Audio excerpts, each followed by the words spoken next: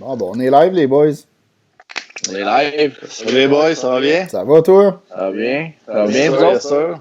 Donc, le podcast Sauce du hockey présenté par Until I'm Done, 15% de rabais à la boutique physique ou bien onetilamdone.com avec le code promo SDH15. Aujourd'hui, on va aller là, avec un petit wrap-up là, de qu'est-ce qu'on va parler. Donc, on a fait une petite infographie tantôt et donc, on a parlé un peu de nos choix, là, notre top 5 là, des prises que le Canadien pourrait aller choisir au prochain repêchage.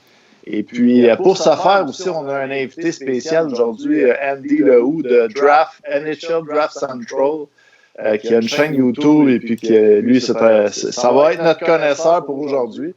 Parce qu'on avait la petite discussion un petit peu tantôt avec les boys et puis on se disait justement que le travail d'un recruteur, là, c'est rien comme le feeling, puis eux, ils voient beaucoup de parties dans une année.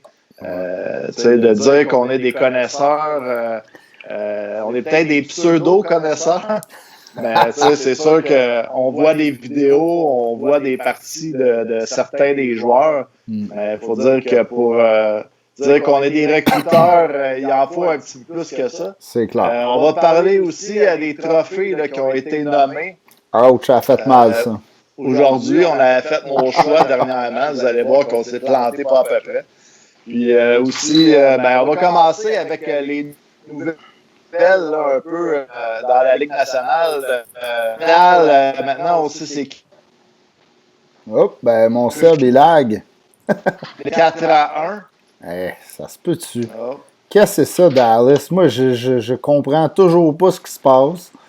Mais, qu'est-ce que tu veux? C'est 1-0, deuxième match à soir. Salut, Fred Bijoux. Salut, Fred Bijoux. Moi, Dallas, je les ai trouvés surprenants encore. On les voit pas beaucoup jouer, hein, parce que c'est dans l'Ouest. Mais là, écoute... les joueurs de Tampa étaient un petit peu fatigués peut-être de leur série contre les Islanders. Comment ça a été amoché un peu? Hein? Mais vraiment, là, dans les deux premières périodes, Dallas qui dominait solide.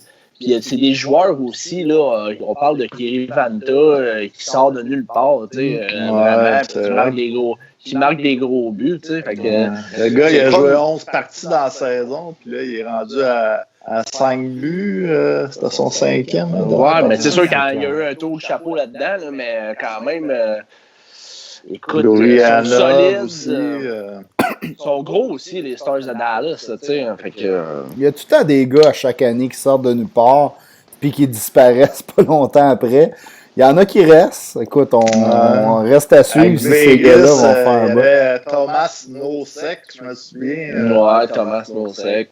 On peut parler aussi de la run des Oilers quand ils ont perdu en finale. Il y avait Fernando Pisani. Ah ouais, il y a eu des grosses séries. C'est vrai. Max Giroux qui veut savoir qu'est-ce qu'on boit à soir. J'essaie l'été des... Oh boy, hey, ça c'est un beau jeu de mots de marde. Ouais, c'est un beau jeu de marde, mais c'est la voix maltais qui a fait ça, c'était nouvelle. Donc, je l'ai essayé. Moi, je bois une petite Conqueror, une IPA de Pit Caribou. Yes, moi, je bois un petit vin blanc aujourd'hui. Ah, Seb, il sentait romantique. Sur Richelieu. La raison, c'est parce que j'essaie de un peu varier mes affaires, parce que mes prédictions sont de la merde, là, ça va pas bien. Ah oui, Edmondson. En passant, en plus, j'ai préparé pour quelque chose pour vous autres. Oh. Hein? Tenez, ça grosse à la tête. Là, notre page a eu l'air d'une gang de bozos quand t'as écrit ta comparaison. C'est de là qu'on a gagé notre pichet, fait que tu dois un pichet à moi et un pichet à LP. On va me faire plaisir, mec. Pour rappeler peut-être au monde, là, Seb il avait fait un article juste avant la signature de Joel Edmondson quand Marc Bergevin avait fait son acquisition. Seb avait fait un article qui disait que son contrat frôlerait celui de Jonas Brodin. Non. J'ai pas dit ça. J'ai posé la question est-ce que le contrat de Joel Edmondson ressemblera à celui je comprends. Même moi, là, quand j'ai vu ton article se faire publier, j'ai fait comme t'es-tu sérieux, toi? Tu poses-tu vraiment la question? Mais bon. La gageure, c'était quoi en gros? C'est que s'il faisait 4 millions et moins, moi puis LP, on gagnait. Puis dès qu'il faisait 4 millions, .05, .1, on payait un pichet à notre chum Seb. Ouais, puis Seb, en passant, il était sûr à 100% qu'elle allait signer au moins à 5 millions. Ça faisait aucun sens. Bon.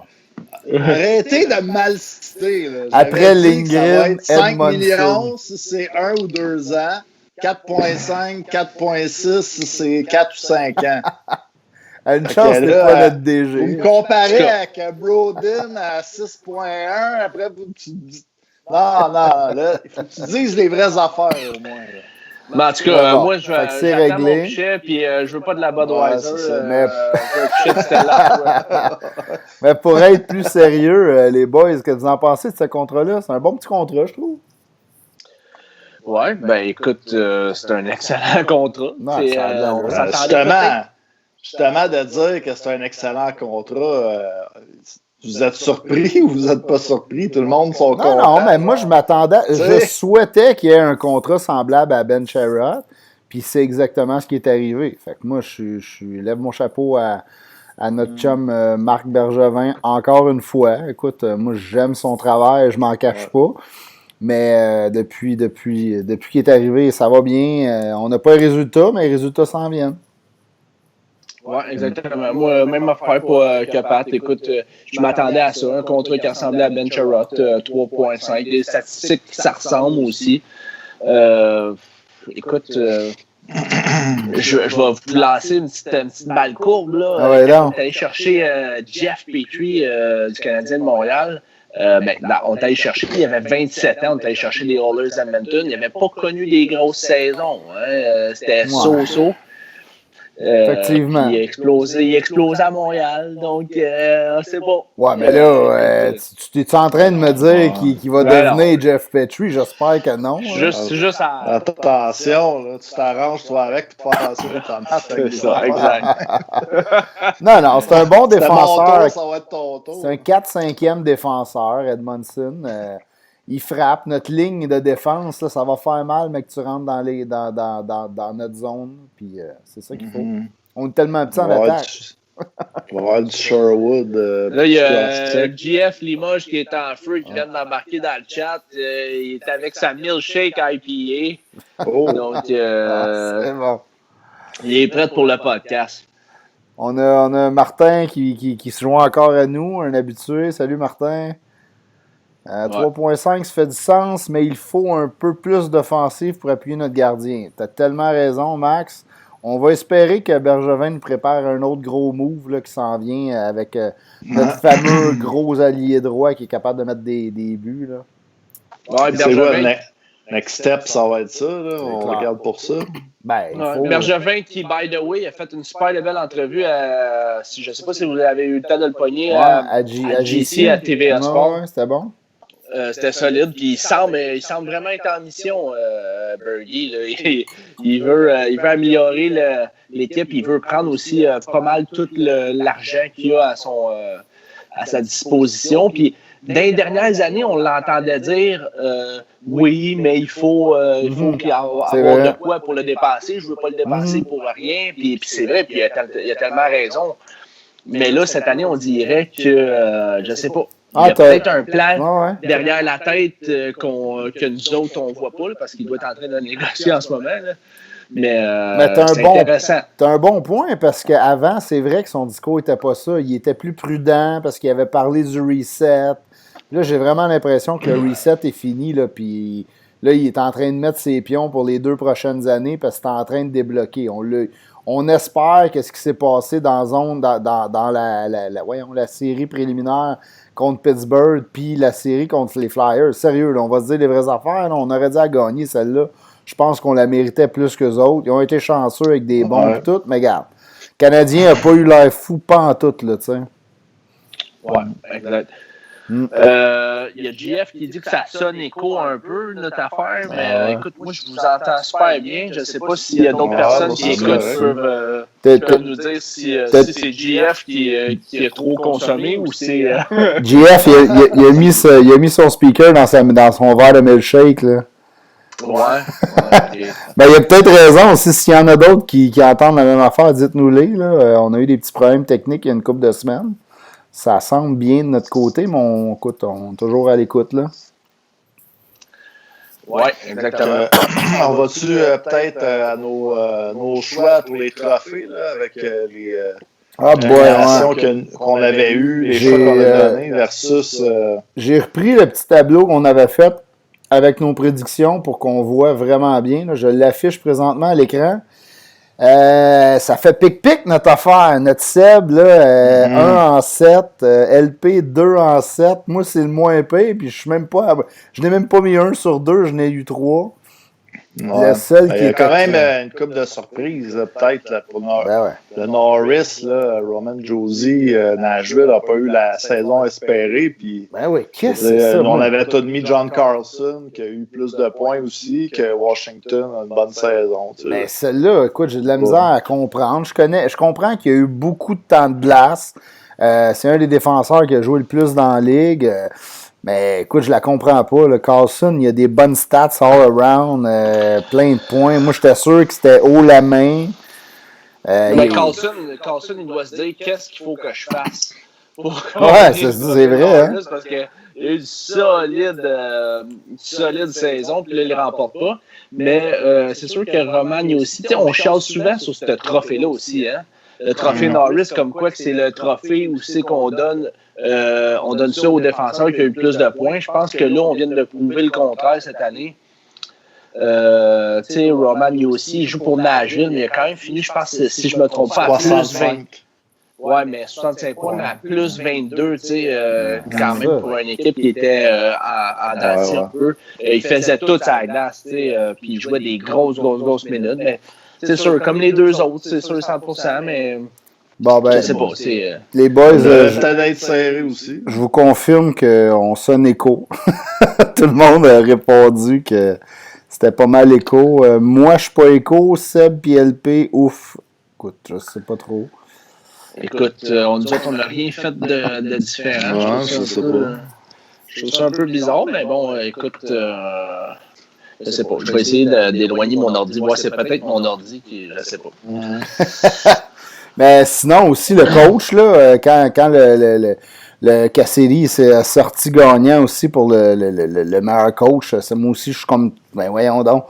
Tu sais, je comprends, là, ils ont eu une bonne saison, mais tabarouette, même moi, là, quand j'ai donné mon choix, je vous l'avais dit, j'étais sûr que c'était Tortorella, mais moi j'y allais pour Vigneault parce que je trouvais qu'il avait fait une grosse job. Puis c'est ni un ni l'autre qui gagne, c'était assez surprenant. Mais tu sais, d'habitude, ce trophée-là, on le donne tout le temps comme à l'équipe qu'on voyait pas là, puis que nouvel entraîneur ou qui vient d'arriver, puis qu'il y a une grosse surprise que on a eu une surprise avec Columbus, c'est pour ça que Tortorella, Cassidy, je veux dire, c'est sûr quand t'es nominé.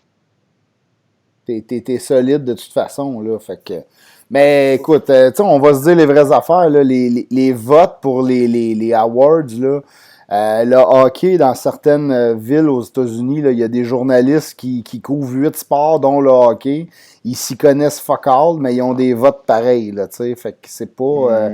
je me rappelle pas, c'était pour quand l'année passée, on avait eu, je pense, il y a quelqu'un qui avait publié tous les résultats, là, puis il y avait eu des choix, là. Tu sais, genre Subban avait eu une année de marde, il y avait eu des votes, là, tu sais, comme pour le meilleur défenseur, t'es comme, qui a voté ça, là, tu sais? Et c'est le seul gars qui connaissait, fait qu'il l'a voté, genre, là, c'était un peu triste, là, mais des fois, c'est pas legit comme façon de faire. Non, mais reste que les 3 finalistes, tu sais, c'est des choix logiques, les 3, donc... ouais, je suis d'accord. Qu'il y en a un des 3 qui gagne, c'est pas surprenant. Non, c'est sûr. Ben, écoute, Max Giroux amène un bon point. Là. L'offensive de Nashville est beaucoup moins flamboyante que Carlson, tu sais. Mais Carlson a joué sa meilleure saison. C'est vrai que Carlson a peut-être fait plus de points. Ouais. Mais bon. Ouais. Écoute, vas-y, toi, vas-y. Non, ben vas-y, on peut peut-être continuer un petit peu à descendre les nouvelles avant de commencer à parler de draft. Ouais, ben écoute, moi, j'aimerais peut-être parler d'un point.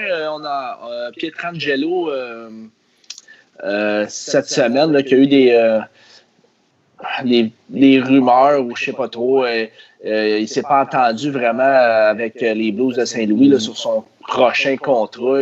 À ce qui paraît, on a vu sortir l'offre. Est-ce que c'est vrai, est-ce que c'est pas vrai, on ne le sait pas, là, mais 7,7 millions que les Blues lui auraient offert. C'est cheap. C'est cheap un peu. Il trouvait ça cheap un peu. Fait que là, il y a comme une nouvelle qui est sortie qu'elle a testé le marché des joueurs autonomes sans compensation. Je ne sais pas ce que vous pensez de ça. Est-ce que... Ben écoute, si ils ont vraiment offert 7,5, là, c'est sérieusement, ils sont vraiment en bas du marché. Là, à moins que tu comme un bon gestionnaire va s'asseoir avec le gars, puis il va y parler. Il dit, regarde, nous, on veut te garder. Le max qu'on peut faire, c'est ça. S'ils sont vraiment squeezés, mais le DG, il n'est pas fort. Là. C'est à toi d'échanger un gars, libère-toi du cap, si tu veux vraiment le garder, fais ce qu'il faut. Là. Sinon, c'est ordinaire. Moi, avec lui, je fais pareil. Là. Si c'est vraiment ça, l'offre qui a été déposée, là, ça, c'est des rumeurs encore. Là. Mais si c'est ça, pour vrai, là, il va aller ailleurs. Là, il ne signera pas. Ça dépend. Là. C'est peut-être juste des discussions, la première offre quand même. Je veux dire, tu pars pas tout de suite avec Pietrangelo, 10 millions pour 6 ans. Puis, mais j'imagine qu'il y a déjà eu des... On sait que Saint-Louis est un petit peu serré avec le cap aussi. Ils se disent peut-être que ça fait longtemps que ce joueur-là est avec nous. Il va peut-être accepter un petit peu moins pour rester avec nous. Oui, 7,7 c'est bas, mais peut-être on n'est pas à 3 millions non plus près. Là. Non, mais c'est peut-être une affaire d'agent aussi. Là. Son agent voulait juste comme mettre de la marde un peu, puis mettre de la pression sur Saint-Louis pour dire « Hey, on t'a offusqué finalement, on est très déçus des négociations, on risque d'aller sur le marché. » Puis là, le monde à Saint-Louis vont virer fou, puis là, ça va mettre de la pression sur l'équipe. T'sais. Moi, je pense que c'est plus ça. Je suis pas sûr que c'est terminé à Saint-Louis, mais c'est sûr que si Saint-Louis, il bouge pas, il va s'en aller ailleurs. Il y a quelqu'un qui va lui donner 9,5 à ce gars-là, c'est sûr. Ouais, à suivre. Je sais pas si Seb, tu veux introduire notre invité de la semaine pour parler du draft. Donc, on est avec Andy Lehoux de NHL Draft Central. Andy a sa chaîne YouTube, puis entre nous quatre, ça va être lui l'expert aujourd'hui parce que lui, il connaît ça. Salut Andy! Ça va Andy? Salut, merci pour l'invitation. Ça fait plaisir, merci d'être là. Fait que ça, on a décidé de se prêter un petit exercice, là, de se faire un top 5 là, des prises que les Canadiens pourraient aller chercher avec le 16e choix au total. On a fait nos choix. Andy va faire aussi les siens. On pourrait peut-être commencer par dire peut-être nos choix, puis peut-être dire Andy, qu'est-ce qu'il en pense? Moi, je commencerai avec les choix d'Andy. C'est quand même lui le spécialiste. Là. On est tous, nous autres, des fans, des buveurs de bière qui regardent des vidéos. On regarde tous ceux qui connaissent sa chaîne YouTube, savent qui est pas mal un peu plus avancé que nous sur tous les future prospects. Donc, moi, je commencerai avec lui. Puis si moi, je veux poser une question avant, Andy. Je veux savoir combien de matchs de hockey tu regardes par année, Andy? Je te dirais que maintenant, cette année, la saison a été raccourcie. Fait que je peux beaucoup moins regarder des matchs à l'aréna, mais j'ai eu en masse de temps pour regarder des matchs à maison, en vidéo, en replay. Puis je te dirais, au total, si on accumule ceux à l'aréna puis à la maison, je regarde peut-être 180 matchs d'hockey junior par année, plus évidemment la Ligue nationale pour se divertir un peu. Là.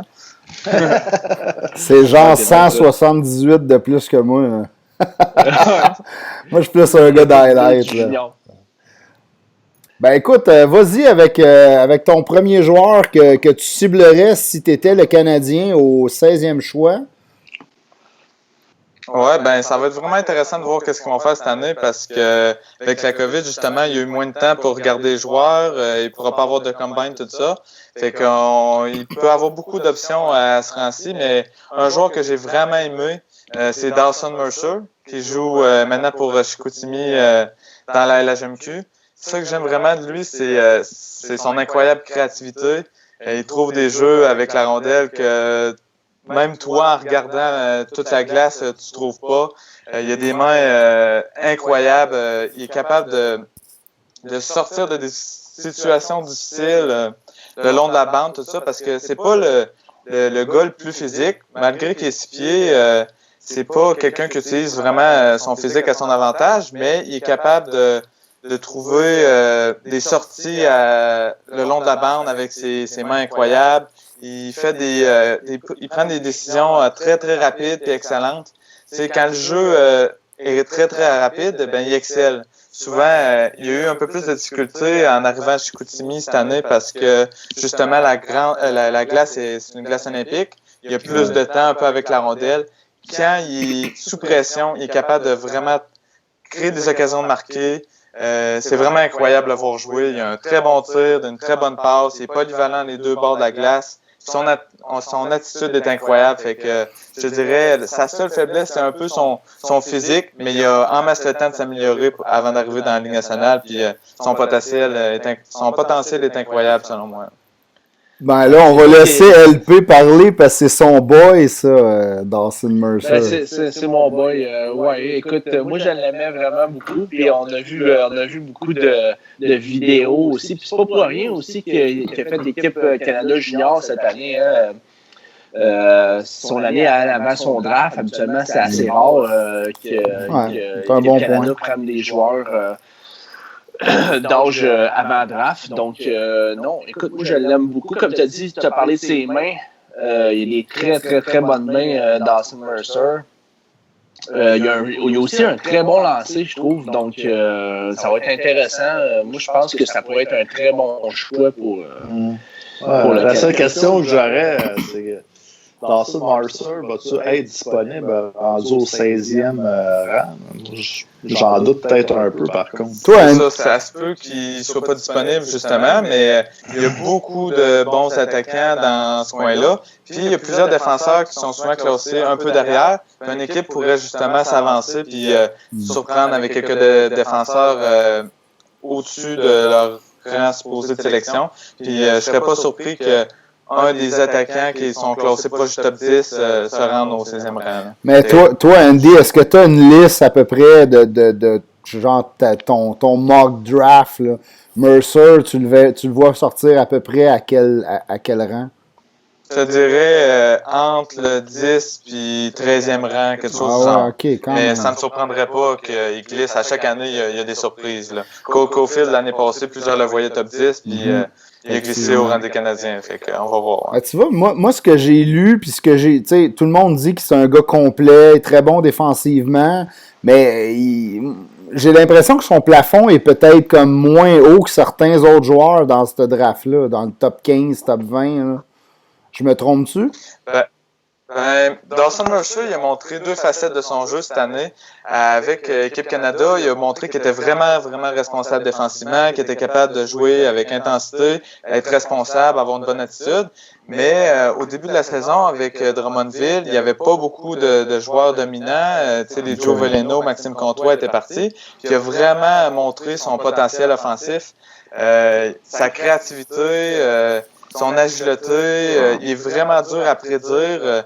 Il est capable vraiment de mener l'attaque, de créer des occasions pour lui-même puis pour ses coéquipiers, en plus de finir un jeu que d'autres ont fabriqué pour lui. Fait que pour de vrai, je crois qu'il est vraiment complet, non seulement dans les deux sens de la patinoire, mais offensivement. Il peut vraiment être dynamique puis avoir des jeux époustouflants. Tu le vois dans la Ligue nationale sur quel trio, mettons, un 2, 3, pour moi, il peut être un bon joueur de deuxième trio. Okay. Et au pire, si ça ne marche pas avec son offensive, il peut jouer sur un troisième trio, être responsable. Mais pour moi, c'est vraiment son potentiel offensif c'est pourquoi je le sélectionne. C'est pas juste parce qu'il a une bonne attitude et il est capable de jouer défensivement. Ben justement, LP, c'est pas toi qui me parlais que son entrevue, le Canadien, disait que c'était une des meilleures entrevues qu'il avait eues? Oui, exactement. Et Martin Lapointe, ça a sorti un peu dans les nouvelles dans les dernières semaines, comme quoi qu'il avait fait une entrevue avec le Canadien, puis que Martin, en fait, il avait trouvé que c'était vraiment de loin une des meilleures entrevues qu'il avait faites avec un joueur en vue d'un draft. Là, donc, bonne attitude. Jimmy Gauthier est d'accord avec vous autres. Lui, il nous parle de Gunler, Mercer ou Holloway. On va voir pour le reste des choix, mais c'est des noms qu'on va vous sortir bientôt aussi. Ouais. Vas-y, Andy, avec ton prochain choix. Pour moi, c'est un joueur comme Seth Jarvis. Encore une fois, on ne sait pas si cet allié-là il va être sélectionné au 16e rang. Parce que au début de la saison, il était peut-être vu comme un choix de 2e ronde, quelque chose du genre, mais il a vraiment, vraiment progressé durant la saison. C'est un joueur très, très offensif. Il a une excellente vitesse, agilité, ses habiletés avec la rondelle sont époustouflantes. Puis il est vraiment capable de jouer sous pression, prendre des décisions rapides. Encore une fois, comme Mercer, il est capable de sortir des coins de la patinoire juste à cause de ses mains. C'est pas le plus grand, à 5 pieds 10, c'est sûr qu'il faut qu'il garde sa force physique, mais c'est un bulldozer offensivement, il a vraiment pas peur de jouer d'un coin physique, d'aller au but. Il est tout le temps en train de regarder pour créer de l'offensive proche du but, que ce soit par des passes ou juste foncer au filet pour prendre les rebonds, tout ça. Fait que je crois que offensivement, c'est un des meilleurs joueurs du repêchage. Il faudra qu'il travaille sa défensive un peu. Des fois, il regarde beaucoup pour aller en attaque sans que son équipe ait récupéré la rondelle. Fait que faudra qu'il garde cette intensité-là défensivement, mais offensivement, il n'y a aucun doute qu'il pourrait devenir une superstar dans la Ligue nationale, mais c'est sûr qu'il faudra qu'il travaille sur son physique, des affaires comme ça. Moi, j'ai lu des comparaisons à Braden Point un peu. Qu'est-ce que tu en penses? Oui, ça fait du sens. Il est très, très bon en transition, très rapide sur l'attaque, puis tout le temps proche du filet. Ça fait du sens, les comparaisons. Moi, c'est sa vitesse, vraiment, à Seth Jarvis qui m'avait impressionné. Là. Il est très, très, très rapide. Là, donc, tu vois, c'est vrai que c'est un autre petit gabarit. Le Canadien mettrait un autre petit gabarit. Ben écoute, je pense que s'il est disponible au 16e rang... Moi, j'y crois pas, là, mais oui, t'as pas le choix de le prendre. Au 16e rang, si Jarvis est encore là, je vais danser comme j'ai dansé pour Caulfield. C'est pour ça, Jarvis, ça va pas être un choix pour justement que ça va être un choix que tu prends parce que c'est le meilleur joueur disponible. Là. Un peu comme Caulfield, tu pouvais pas le laisser glisser.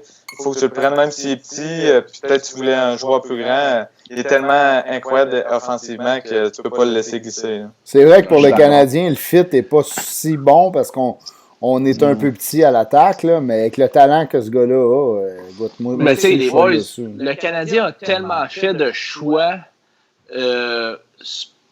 Pour, je me rappelle le choix de Michael McCarron, on vous laisse grossir. On a. Arrête! Moi, de voir l'année passée qu'on est allé avec Caulfield, c'est justement, on a pris le talent pur, vraiment, puis c'est ça que j'ai vraiment aimé. Puis cette année, si Seth Jarvis est là, je suis pas sûr qu'on va passer à côté. C'est ça que tu veux, surtout pour moi, en première ronde, il faut que tu y ailles pour du gros talent. Là.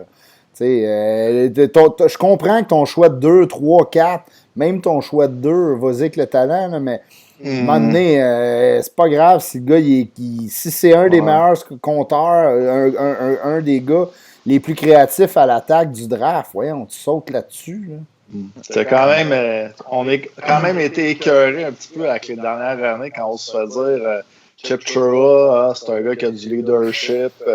McCarron ou Tenordi, ils ont du potentiel. C'est des gars, c'est des projets. Ils font toutes les petites choses bien. Hein? Toutes les petites choses bien, là, ça, c'est plate en temps. On ne prend plus un projet en première ronde avec les dernières sélections, je pense que le vent a un peu tourné, ça va changer. Non, c'est clair. Andy, on y va avec ton autre sélection? Oui. Le troisième joueur sur ma liste, c'est Dylan Holloway.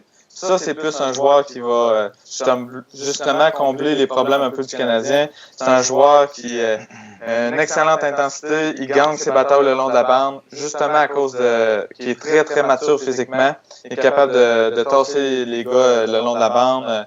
Puis en plus de ça, il est capable aussi d'apporter une habileté offensive. Il est capable de créer ses propres occasions, transporter la rondelle à travers en transition.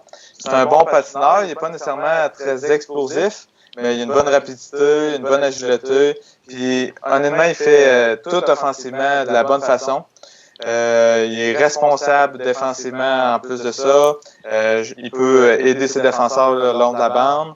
Puis il apporte une bonne intensité, une bonne force physique. Honnêtement, il n'y a pas vraiment de faiblesse. C'est sûr que c'est pas le plus dynamique offensivement, mais il fait toutes les bonnes affaires. Puis il a un bon potentiel quand même offensivement. C'est pas juste un gars qui va devenir un joueur de troisième trio. Il peut facilement sauter sur un deuxième trio s'il se développe correctement. Il joue pas où ce que Caulfield va jouer, justement. Hein? Ils vont jouer ensemble. Il joue au Wisconsin avec Cole Caulfield. Ben là, cette année, en fait. On verra cette année, là, mais il était supposé jouer ensemble. Okay. Oui, il a joué l'an passé avec lui. Ça a été une année difficile pour son équipe. Mais malgré tout, il a quand même montré des flashs offensifs. Fait que je suis quand même confiant qu'il va bien progresser. Excellent. Ben, vas-y avec ton autre choix. Mon quatrième choix, c'est Rodion Amirov.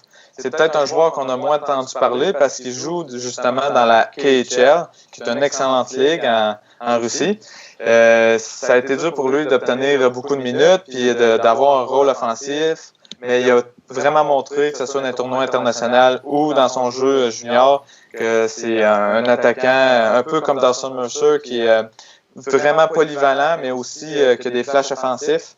Il est très fluide, agile en transition. Il a des très, très bonnes mains pour se libérer des attaquants. Il est très intelligent avec la rondelle, un beau positionnement. Il anticipe le jeu très bien, responsable défensivement. C'est sûr, c'est pas le meilleur joueur défensif, mais c'est quand même, il est supérieur à la moyenne pour ce rang-là. C'est sûr qu'il faut qu'il améliore un peu sa force physique, mais c'est un peu comme n'importe quel espoir à son âge.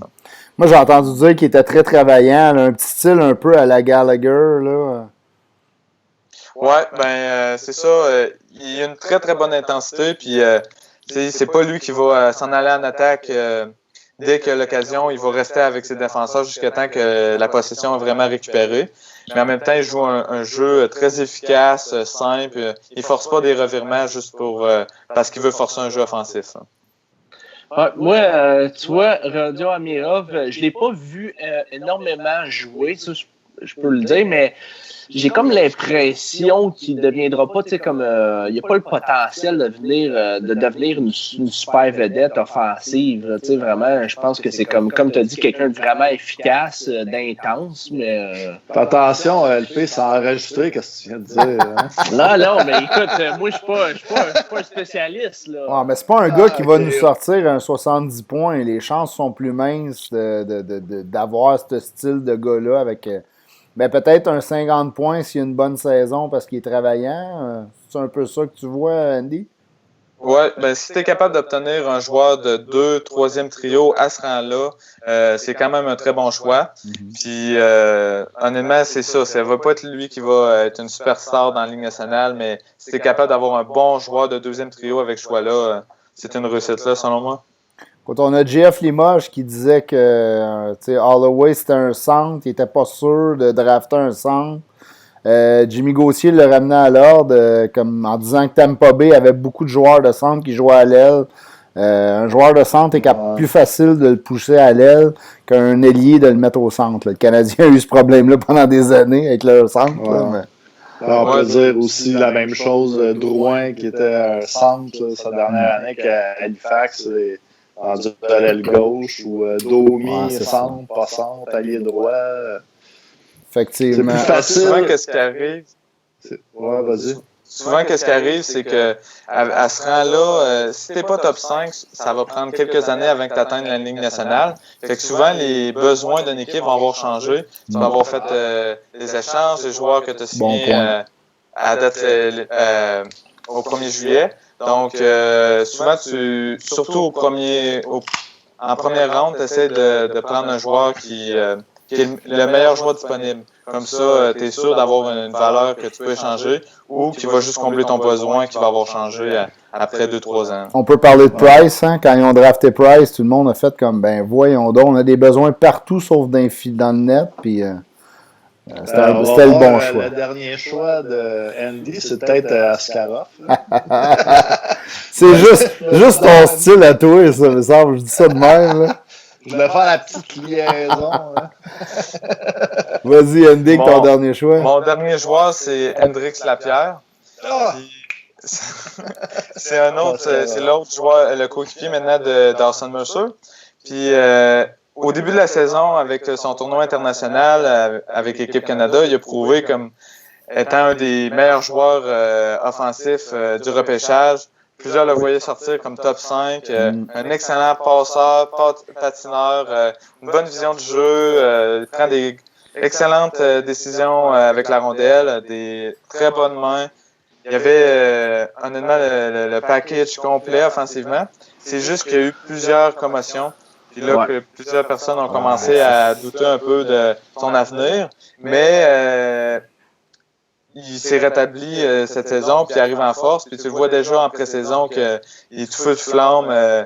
Il a déjà vraiment amélioré sa seule faiblesse.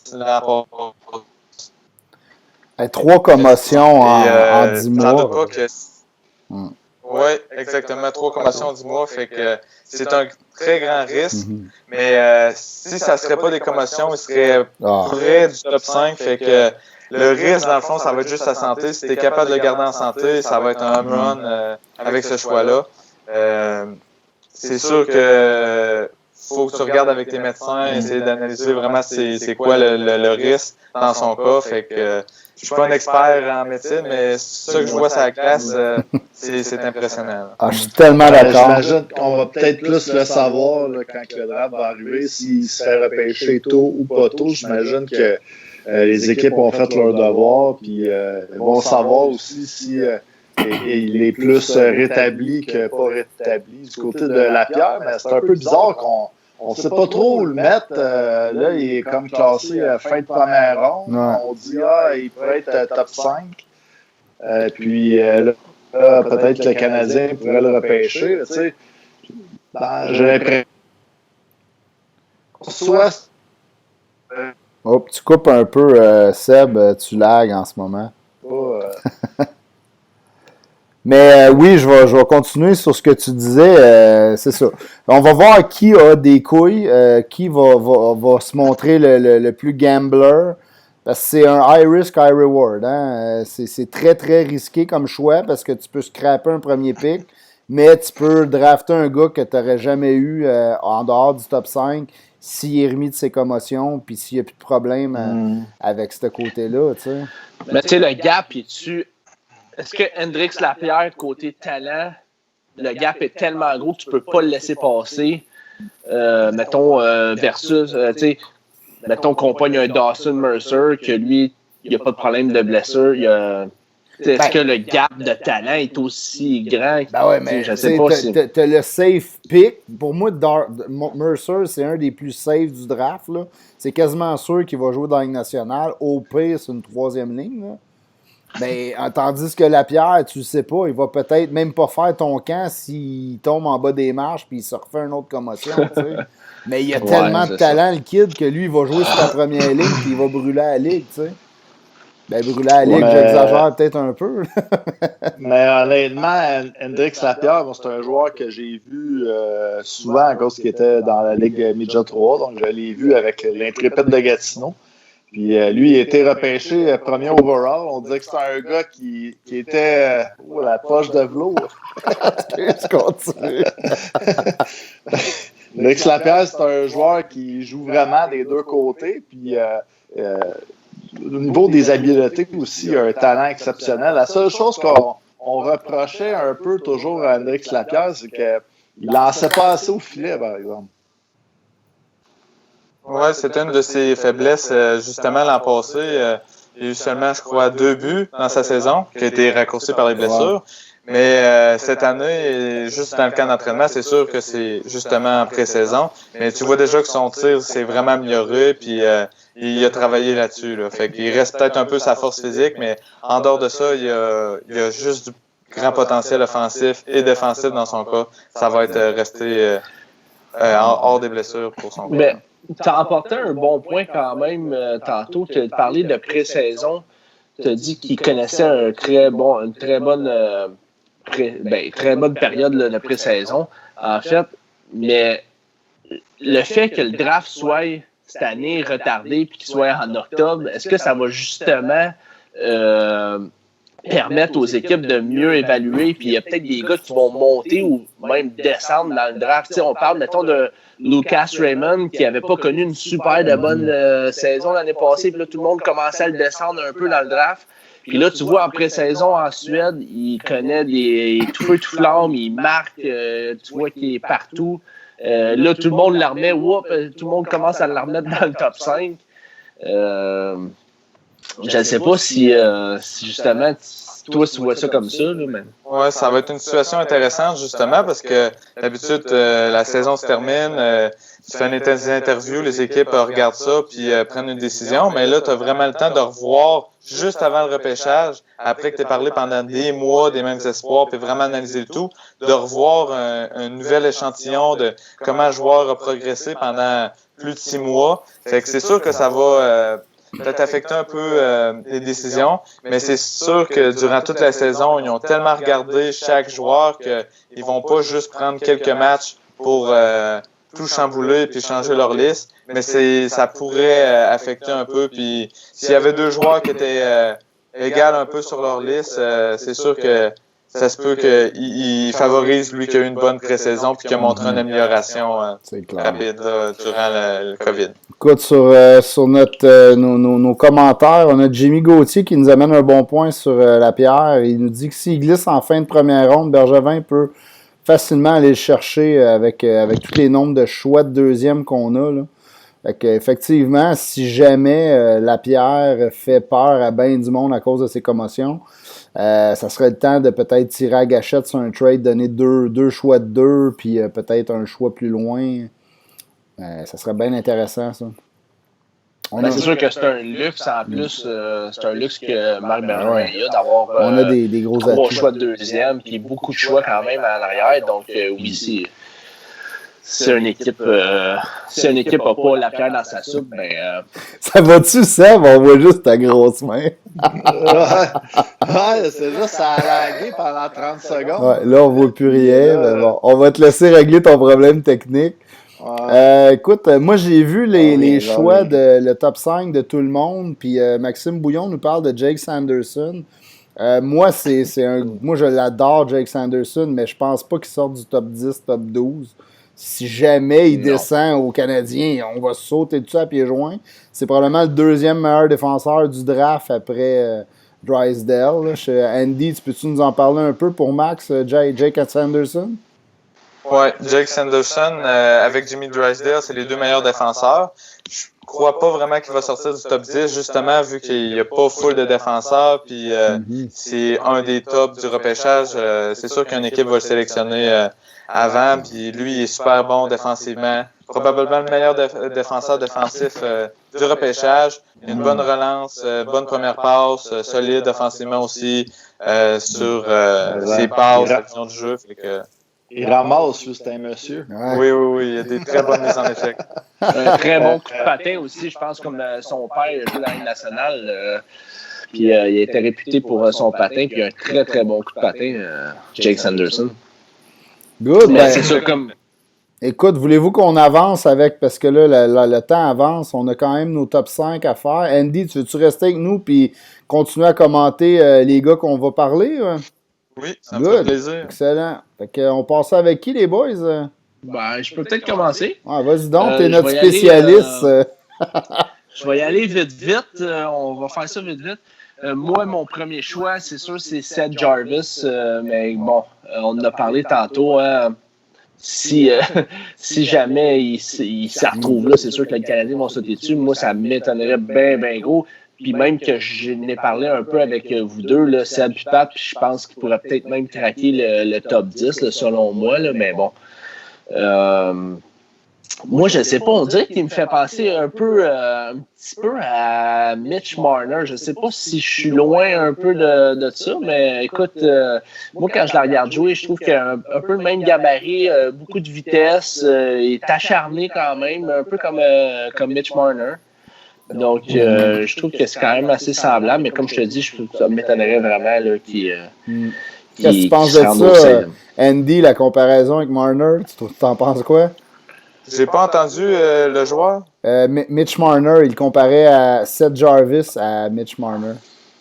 Oui, c'est sûr. Très bonne habileté offensive, très créatif. C'est une bonne comparaison. Là. Ouais, je pense que Brendan Point, Mitch Marner, je pense que c'est quand même des bonnes comparaisons.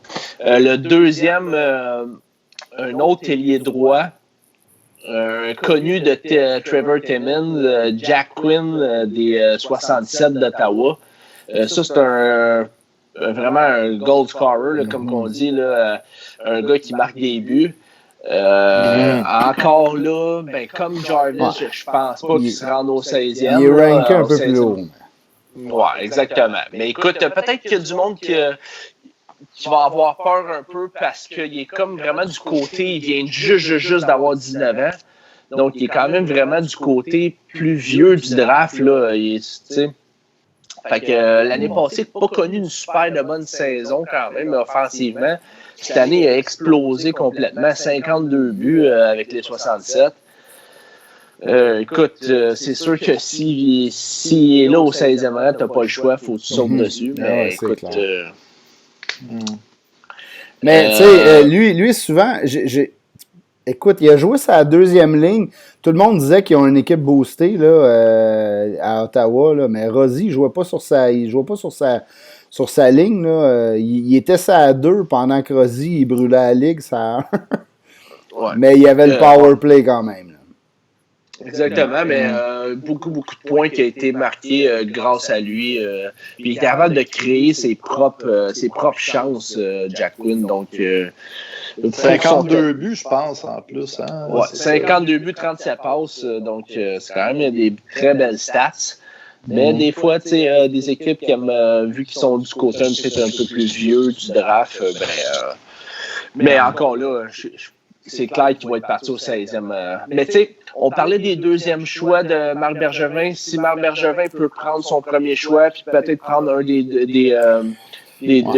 deuxièmes, ou tu veux monter au draft? Moi, j'ai l'impression que cette année, là, le top 10 va être dur à monter parce que il y a tellement de talent. Puis après ça, tu as beaucoup de Lapierre, puis des gars qui sont comme des points d'interrogation un petit peu. Là. Fait que, écoute, je le souhaite, là, ça serait cool. Mais...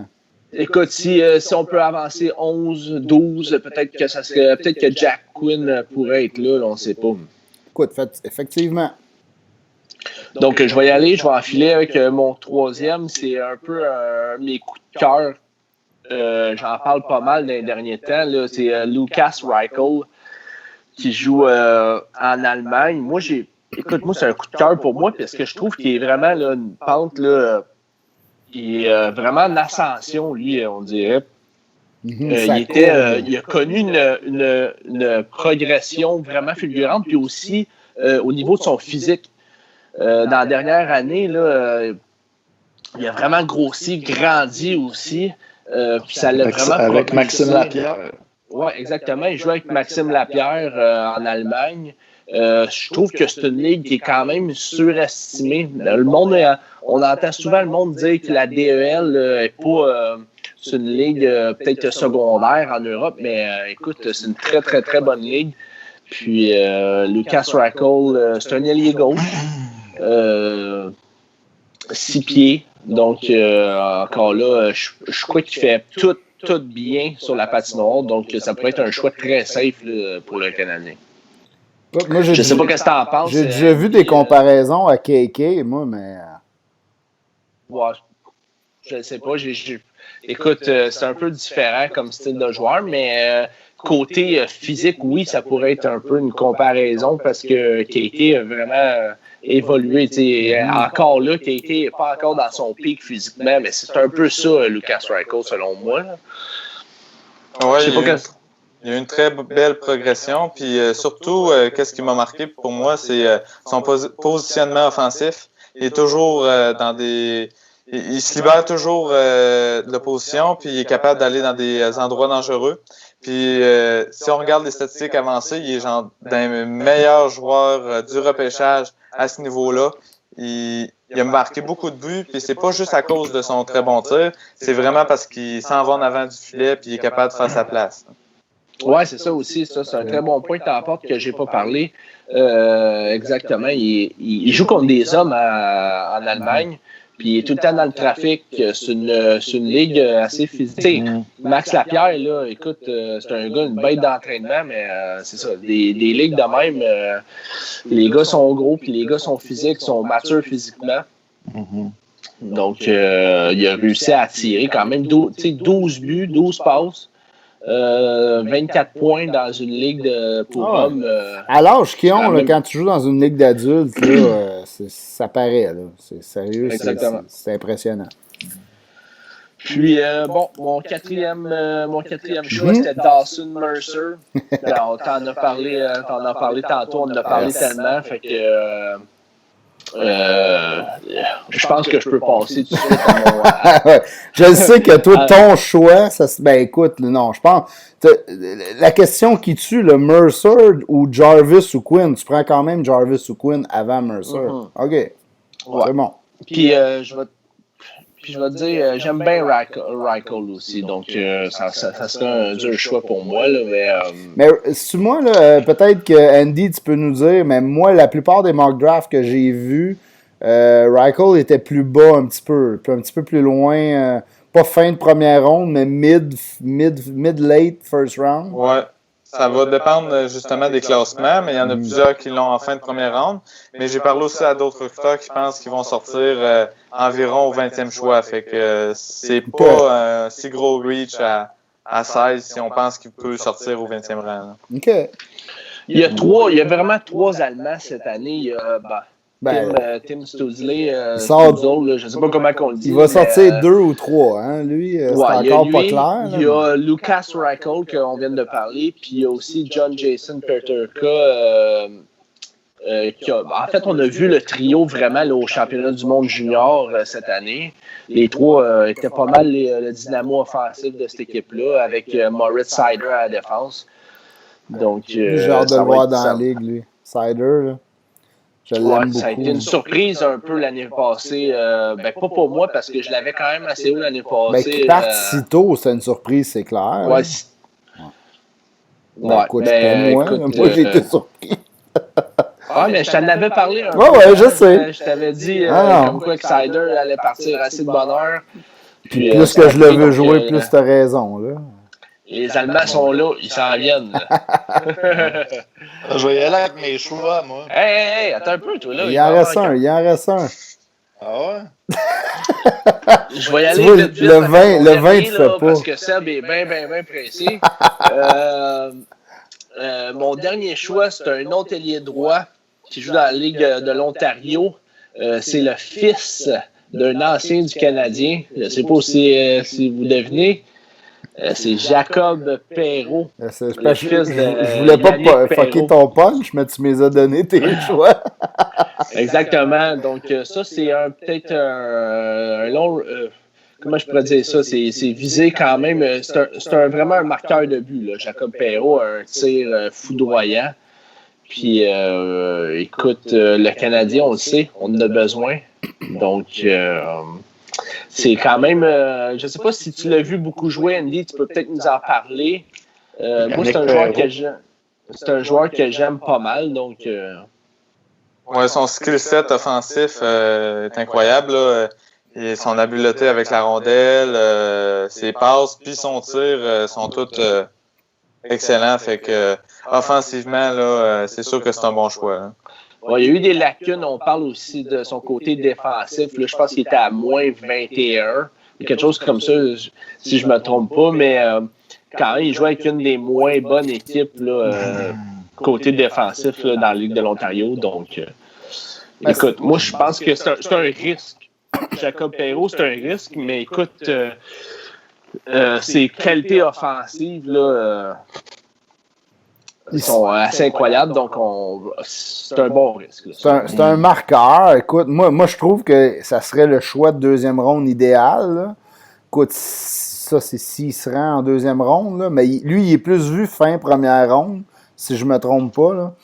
Mais écoute, oui, c'est un marqueur, mais 16e, c'est un reach un peu pour moi. C'est comme un peu trop tôt pour que je sois à l'aise avec ce choix-là.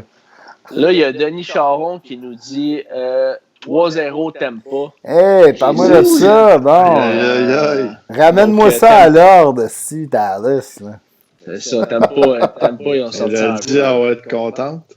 Ah, elle a dit, elle est contente, elle crie en haut, je l'entends. C'est parce que la blonde à LP, c'est une fan de Tampa Bay. Écoute, ben vas-y, mon Sam. Ouais, ben là, ça, moi, avec les choix de LP, là, il a dit Mercer, Jarvis, Quinn, c'est tous des gars qui devraient peut-être plus être là au 16e rang. Fait que moi, au 16e rang, peut-être Alexis Lafrenière. Non, c'est pas vrai. Je peux le couper si vous voulez, là, moi le sortir. Mais non, tu sais, je vais y aller un peu vite parce que j'ai une question à poser à Andy après ça. Moi, ça serait Connor Zary, Holloway. On a dit que c'était un gars qui est quand même du gabarit. Je pense que faudrait peut-être pas s'éloigner de ça non plus du côté du Canadien. Je sais qu'on a drafté Caulfield, puis c'est un petit joueur, mais à un moment donné, il va falloir aussi que tu te grossisses un petit peu. On l'a fait en défensive. Ensuite, Amirov, que j'aimais beaucoup. Sur les vidéos que j'ai vues de lui, je trouvais qu'il y avait beaucoup de vitesse, flair offensif. Misak aussi, le joueur de centre, que j'ai trouvé très bon. OK, attends, là, on est rendu, je veux pas que tu ailles trop vite, là, tu nous en as donné 4, c'est parfait. Il y en a 2 qu'on a déjà pas mal parlé, là, Holloway puis Amirov. Écoute, on peut-tu parler un petit peu de Zary? OK. Connor Zary, écoute, je sais pas si tu peux nous en parler un petit peu, Andy, de nous décrire un petit peu ce type de joueur-là. C'est pas un joueur que j'ai vu beaucoup, vu qu'il est dans l'Ouest, mais c'est un joueur de ce que j'ai vu qui fait un peu tout bien offensivement, les bonnes décisions, il a une bonne intensité, il est très, très productif offensivement. Il est capable d'être sur le tableau de pointage très facilement. Puis honnêtement, c'est un joueur très complet dans tous les sens. Là. Surtout, il a une très bonne intelligence. C'est un gars qui est late. Ben oui, c'est ça. Qui est late, un des plus vieux du draft. L'année dernière, quand même, fait 67 points, mais je ne sais pas à quel point que ça peut faire une différence, peut-être, là, que cette année il ait été plus vieux que. Ben moi, j'ai entendu dire que c'était un de ceux qui était le plus proche NHL ready, qu'ils disent. Là. T'sais, il est quand même un peu assez complet, mais c'est un safe pick. Là. C'est le genre de gars qui risque de ne pas jouer sur ta première ligne, mais les chances qu'il fasse la Ligue nationale sont quand même élevées. Ouais. Écoute, je pense que moi non plus, je ne l'ai pas vu beaucoup jouer Connor Zary, mais je pense son patin n'est pas un patin très explosif là, à ce que moi j'ai pu voir, là, mais écoute. Dans la Ligue nationale, c'est pas juste la vitesse sur patin aussi, c'est la vitesse d'exécution. Ouais. Donc, puis ton quickness aussi, là, comme tu sais, c'est pas juste en ligne droite, là, c'est vraiment comment que ton décollage, là, c'est poche à dire, mais je sais pas c'est quoi le terme, là, mais quelqu'un qui c'est ça, tes first steps, là. Mais écoute, sinon, on peut parler peut-être de Mysak aussi, que tu nous as parlé, qu'on n'a pas eu la chance de jaser. Un centre, écoute, tu veux-tu nous en parler un petit peu? Tu le connais-tu un petit peu, Andy? Ouais, c'est sûr aussi, je l'ai moins vu un peu. Je surveillais beaucoup plus les joueurs de la LHMQ cette année. Mm-hmm. Mais Mysak, c'est quelqu'un qui a vraiment, qui a une belle progression, puis qui a vraiment eu l'attention sur lui quand il s'est amené dans la OHL. Puis c'est un très bon marqueur, une très bonne rapidité. En transition, il est excellent. Fait que sa vitesse est vraiment une de ses forces, habileté avec la rondelle, offensivement, il est dynamique. Là. Il y avait eu un bon tournoi, en tout cas, au World Junior avec les Tchèques. Là. Oui, moi, je l'avais bien aimé. C'est vrai qu'il y avait super de bien joué. En désavantage numérique aussi, il était excellent. Un spécialiste. Spécialiste du piqué. Ouais, exactement. C'est un bon choix. Je pense que Seb, c'est rare, je suis d'accord avec toi. JF Lima, j'ai dit que t'es chaud, Seb. Je suis chaud, je suis sur le vert. Écoute, tu nous en dis ça fait 4 choix. Shoot-nous donc ton dernier, mon Seb. Ça, c'est le choix tant entendu. J'ai gardé le meilleur pour la fin. C'est Askarov, dans le fond, le gardien de but. C'était sûr, je voulais ça, savoir, Andy, un peu qu'est-ce que tu pensais de lui. Aussi, pour savoir, on dit, t'as dit plus tôt, là, on devrait prendre le meilleur joueur disponible. Si Askarov, c'est le meilleur joueur disponible, est-ce que tu crois que le Canadien serait tenté de le choisir au 16e rang? Oui, ben c'est sûr que s'il est disponible, il va être un des meilleurs joueurs qui va être disponible, justement, parce que c'est dans les gardiens, c'est un des meilleurs qui arrive au repêchage depuis plusieurs années. Il est tellement fiable devant son filet, il est attentif, il est focus à la game, il est athlétique, mais aussi il est tout le temps à bonne position. Puis c'est vraiment ça qui est impressionnant avec lui, c'est que c'est dur de le battre parce que il donne aucun espace vraiment. Il est tout le temps en bonne position. Puis je suis pas vraiment un pro de l'analyse des gardiens de but, mais de ça que j'ai entendu parler, puis avec les autres recruteurs, c'est un des meilleurs qu'il y a eu depuis un bon moment. Fait que ça va prendre plusieurs années avant qu'il arrive dans la ligue, mais si c'est un des meilleurs, il peut devenir un des meilleurs gardiens de la ligue au 16e rang, aucun doute que tu le sélectionnes. C'est clair. Moi, j'ai un autre feeling sur Askarov. Pour le draft, là, moi, je crois que Askarov va sortir vraiment. Là, on va être surpris. Je pense qu'il y a une équipe qui va tenter dans le top 10 là, de prendre Askarov.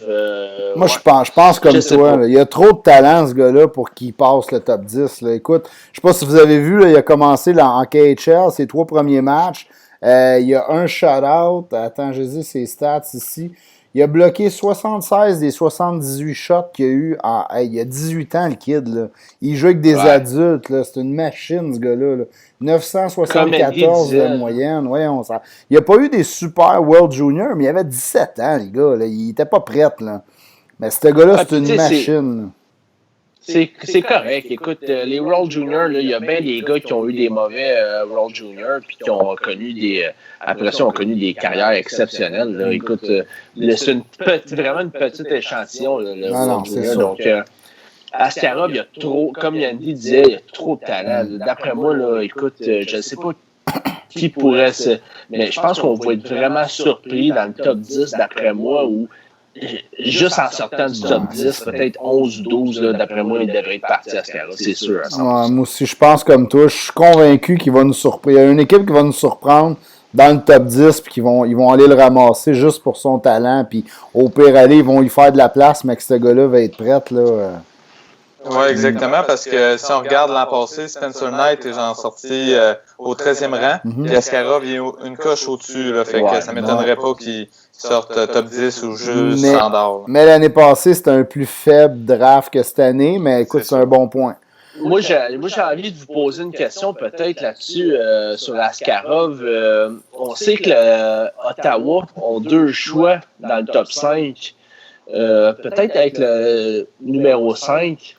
Askarov pourrait être un bon. Ben non. Hey, écoute, ils ont un bon jeune, j'oublie tout le temps son nom, là, mais ils ont un kid, un gardien qui est quand même un popé prospect là, d'un but. C'est pas comme s'il y avait rien, là, tu sais. Il y en a un qui s'en vient, puis écoute, ils peuvent drafter Drysdale ou Askarov. Voyons, tu sautes sur Drysdale, là. Moi, je pense pas qu'il ferait ça.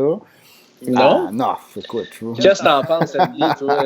Est-ce que tu ils peuvent tout le temps avoir des surprises au repêchage. Là. Je pense que l'an passé, Moritz Seider était supposé sortir beaucoup plus loin, puis il est sorti au 6e rang. Fait que On ne sait jamais, mais pour moi, il y a des meilleurs joueurs disponibles à ce rang-là. Askarov pourrait devenir un des 5 meilleurs joueurs au repêchage, mais il y a encore beaucoup de risques avec les gardiens de but. Ils se développent plus lentement, à plus vieil âge. Je prendrais plus un des attaquants à ce point-là ou un Drysdale, quelque chose comme ça. Écoute, on a Maxime Bouillon qui nous demande Thomas Bordelot. Est-ce que tu vas en parler un petit peu? Moi, je le connais un petit peu moins, là.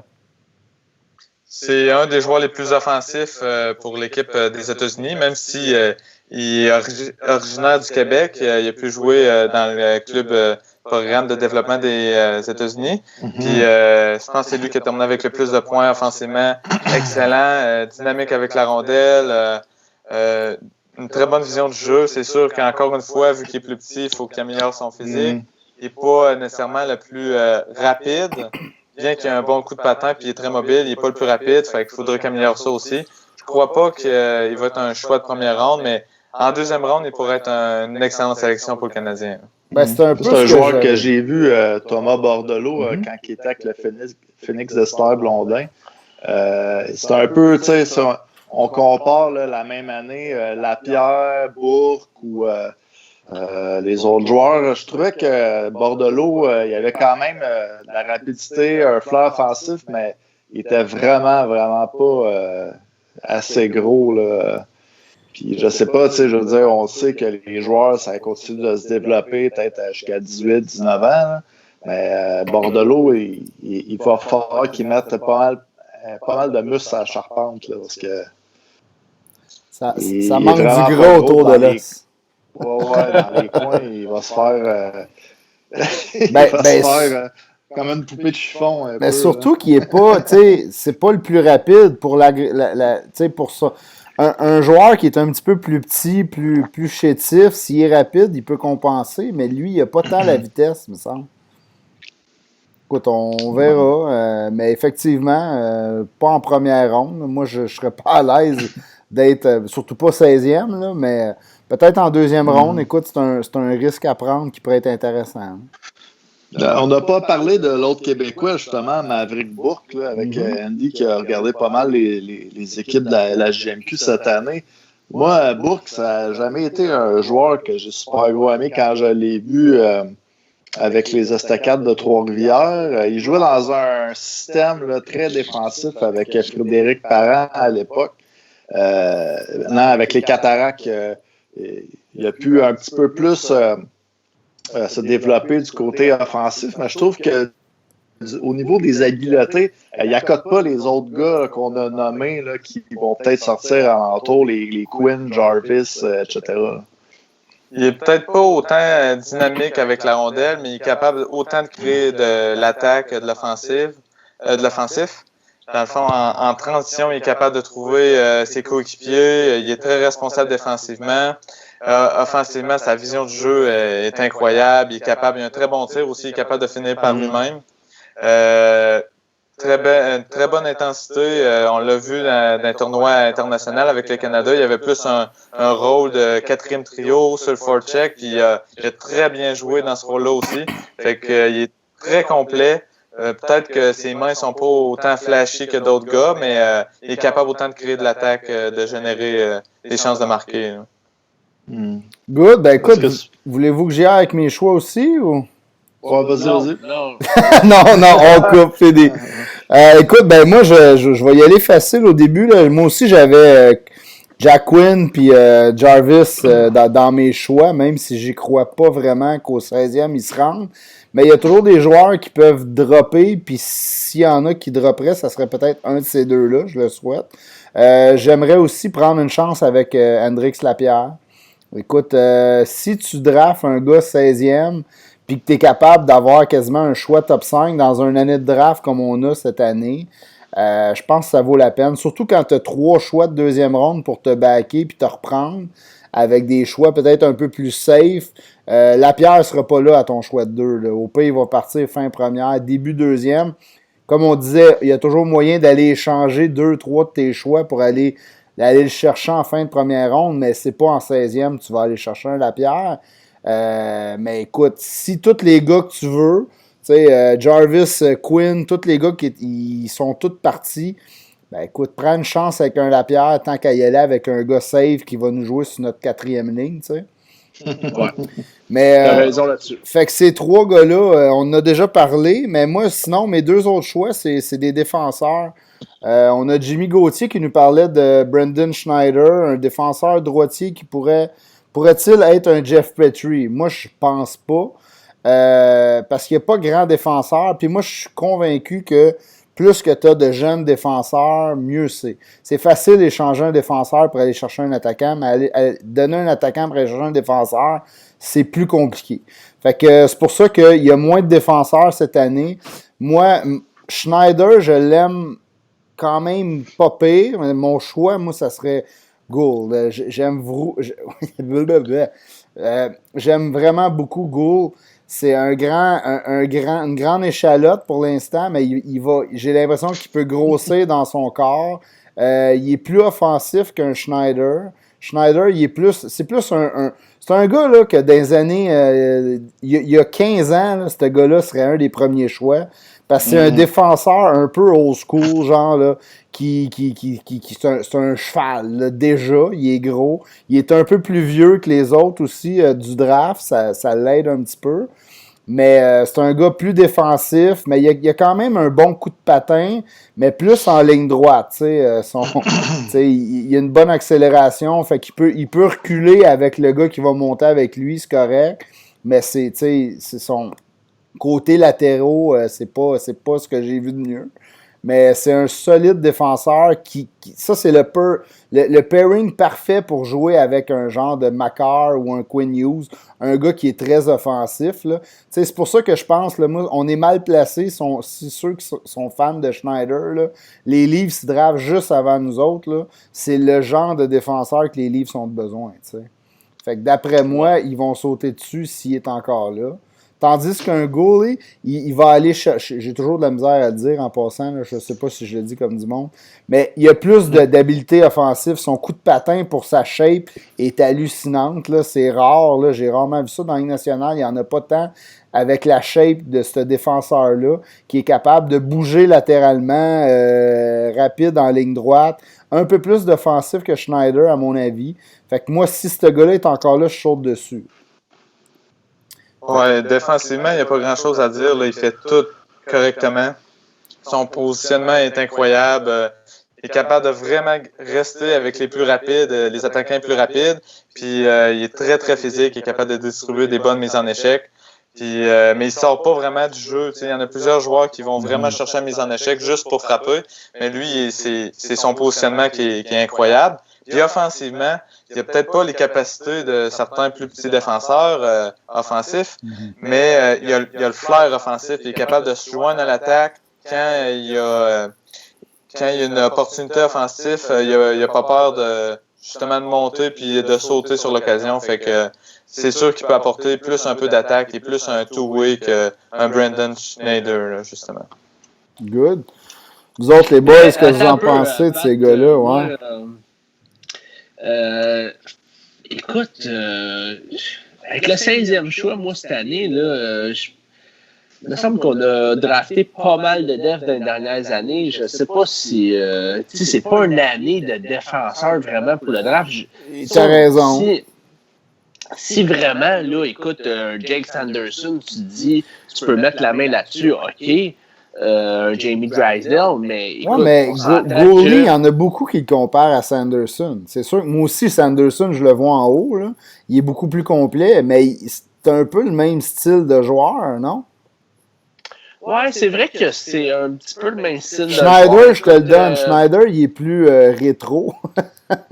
Ouais, exactement. Ouais, c'est ça, c'est un défenseur rétro. Ouais, c'est bon. Mais écoute, moi, je trouve qu'on a drafté pas mal là, dans les dernières années. Là, on avait comme un genre de boost. Là. Le Canadien de Montréal avait besoin de défenseurs. C'est vrai qu'on en avait besoin aussi. Là. Ouais, mais un gros trou. Là. Le gap était immense. Là. Ouais, exactement. Mais écoute, on a quand même des bonnes des bons défenseurs qui s'en viennent des cartes cachées, là, selon moi, des Jordan Harris, des Jaden Struble, écoute, des Norlander. Norlander, pour moi, c'est plus qu'il joue, plus c'est rendu un sure shot, puis un méchant skill pour le Canadien. T'as encore Fleury de l'autre bord avec Yolson. Écoute, c'est encore des défenseurs très jeunes. T'as raison. On l'a vu cette année dans le...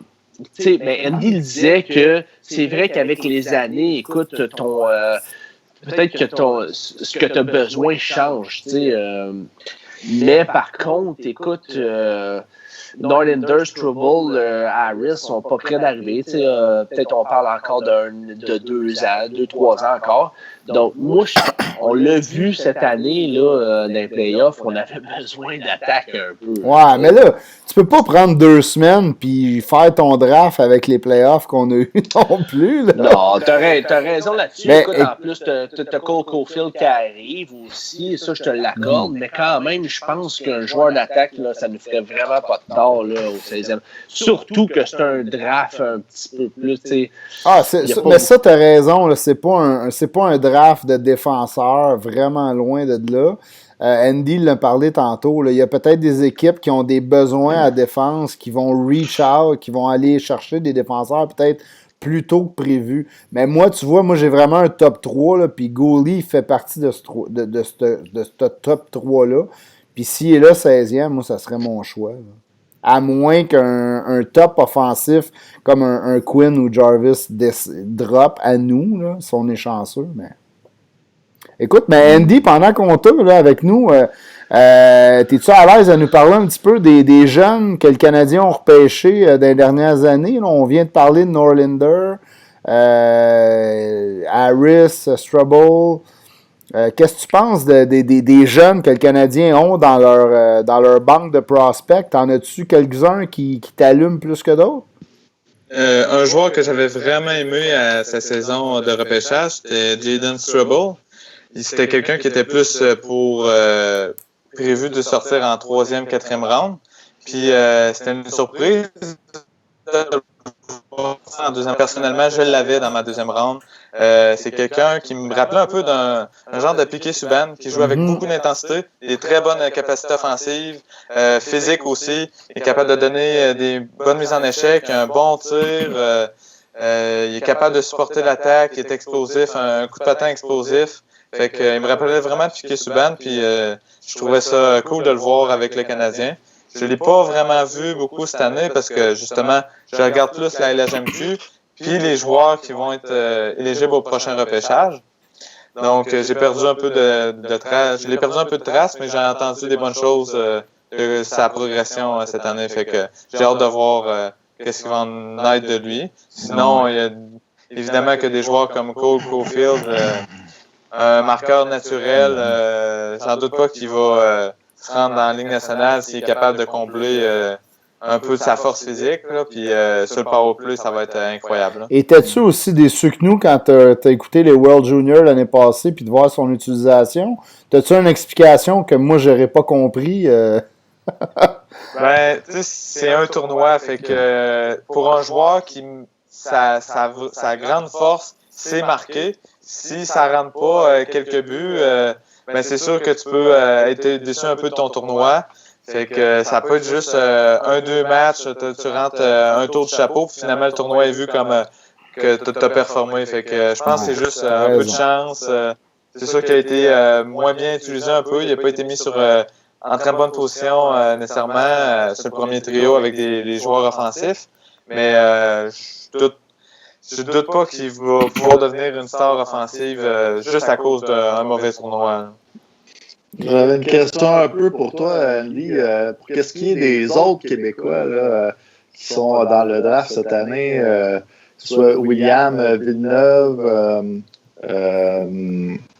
Patrick Gay. Ah ouais, dis-les, Jérémy Poirier. Je l'en trouvais d'autres. Son boy. Et Jérémy Poirier. Est-ce que tu penses qu'il va craquer premièrement? Est-ce que tu penses qu'il va craquer la première ronde en fin de première ronde?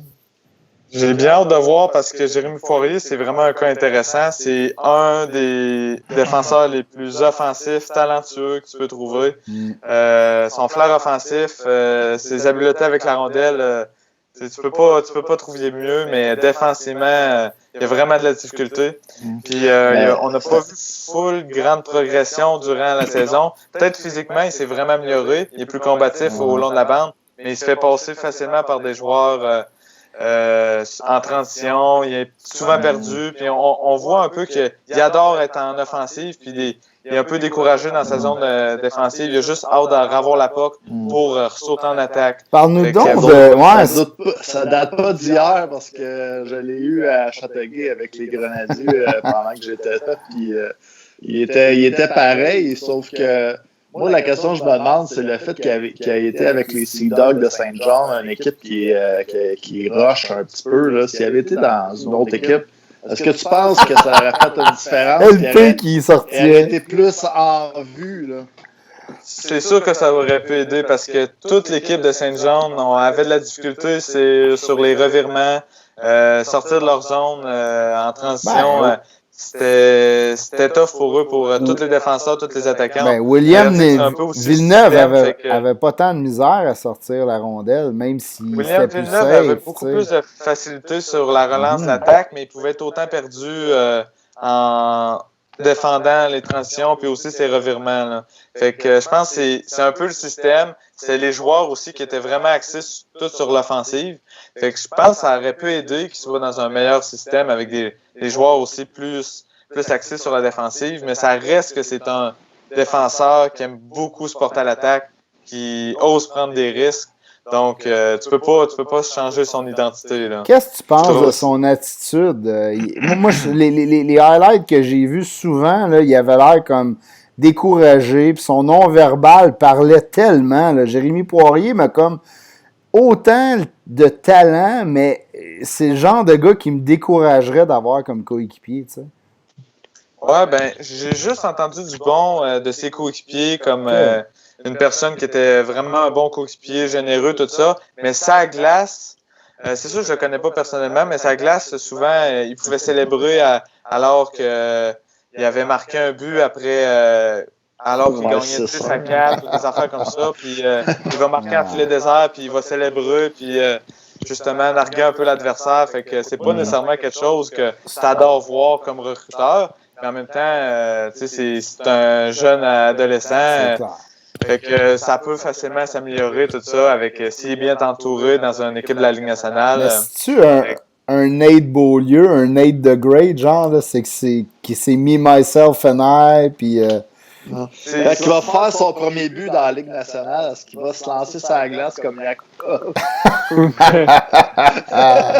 Ça reste à voir. C'est ça, justement, que les recruteurs, il faut qu'ils trouvent. Moi, j'ai pas la possibilité de faire autant d'entrevues avec aussi à côté des psychologues, tout ça, c'est vraiment leur travail de voir c'est quoi vraiment son attitude et est-ce qu'il va être capable de percer la Ligue nationale juste à cause de son mental. Mais c'est sûr qu'il y a peut-être des points d'interrogation un peu quand tu le regardes jouer. Mais j'ai juste entendu du bon de ses coéquipiers, fait que je pourrais pas vraiment dire, c'est pas moi qui détiens la réponse. Écoute, LP lâche-toi lousse, là, depuis tout à l'heure. Qui était tout le temps bien aimé dans la chambre de hockey, par exemple, Jérémy Poirier. On pourrait dire ça, puis quand tu dis que c'est un gars qu'on dirait qui se décourageait vite, au contraire, qu'est-ce qui ressortait surtout de lui, c'est qu'il était confiant et des fois surconfiant. OK. Bon. LP, depuis tantôt là, que tu te mords les lèvres, là, on dirait que tu vas en parler. Écoute, on a eu bien des discussions avec Seb. Écoute, moi, j'aime pas ce genre de joueur-là avec cette attitude-là, le non-verbal, comme Pat disait. Ça vient vraiment pas me rechercher. Mais écoute, moi, je peux comprendre par contre que en début de deuxième ronde, je pense que ça pourrait être un choix intéressant quand même, parce qu'on l'a vu, là, écoute, là, il y a des qualités offensives incroyables, là. Écoute, tu verrais que tu vois quasiment un attaquant quand tu le vois jouer, les mains qu'il a, ce gars-là, puis les qualités il y a des skills. Il y a des skills, mais écoute, c'est vrai qu'il s'est fait passer des fois, là, écoute, tu te demandais même si étais-tu capable de patiner par en arrière. Tu sais, des fois, je sais pas. Écoute, moi, ça serait pas le genre de gars que je me lancerais dessus, là, écoute, en première ronde. Mais de toute façon, où est-ce qu'on est placé, c'est sûr qu'il sortira pas 16. Là. Mais écoute, tu vois un gars avec des stats, tu vois un défenseur avec des bonnes stats, avec des skills comme ça, au 16e choix, puis le gars, il a juste des petites lacunes défensives, tu sautes dessus pareil. Mais ces lacunes, puis son attitude fait en sorte qu'au 16e choix, tu y penseras même pas. Ça n'a pas l'air des petites lacunes en défensive. C'est quand même des grosses lacunes défensivement. C'est ça, le problème, c'est que c'est aussi que sa progression défensive ne va pas être exceptionnelle. Genre, physiquement, il s'est vraiment amélioré. Il est plus engagé dans ses batailles, mais il se fait autant passer par des joueurs rapides. Puis, tu aurais voulu un peu plus voir de progression au cours de la saison, alors qu'il avait vraiment mentionné que c'était quelque chose qu'il voulait travailler, puis que toute Saint-Jean savait qu'il fallait qu'il travaille ça en équipe. C'est sûr que ça reste un point d'interrogation. Pour moi, au début de la saison, je le voyais peut-être comme un top 20, quelqu'un que tu prends le risque parce qu'il y a des bonnes qualités offensives, mais il faut que tu vois un peu de progression défensivement parce que c'est sûr qu'il faudra qu'il travaille là-dessus avant d'atteindre la Ligue nationale. Il y a autant de difficultés dans le junior, il ne pourra pas survivre s'il ne s'améliore pas. Là. Excellent. Je pense pas. Qu'est-ce qui est des autres Québécois, là, du côté de Patrick Gay, Charles Baudouin, Jérémy Biakabutuka, est-ce que c'est des joueurs que tu vois peut-être là, dans les rondes 2, 3, 4, 5? Oui, ben, il y a plusieurs bons joueurs un peu partout au repêchage. Certains de mes préférés. Un de mes préférés l'an passé, c'était Xavier Simoneau. C'est un jeune qui travaille tellement fort, un excellent capitaine, il a tellement du leadership, il a une petite stature, fait que il faudrait qu'il travaille encore plus fort justement pour battre ça. Son coup de patin n'est pas excellent non plus, fait que ça va être un peu plus dur pour lui, mais j'adore vraiment son attitude et sa combativité, fait que je prendrais peut-être un risque avec lui en fin de ronde. Sinon, William Villeneuve, il y en a plusieurs qui se demandent pourquoi il n'est pas classé plus haut.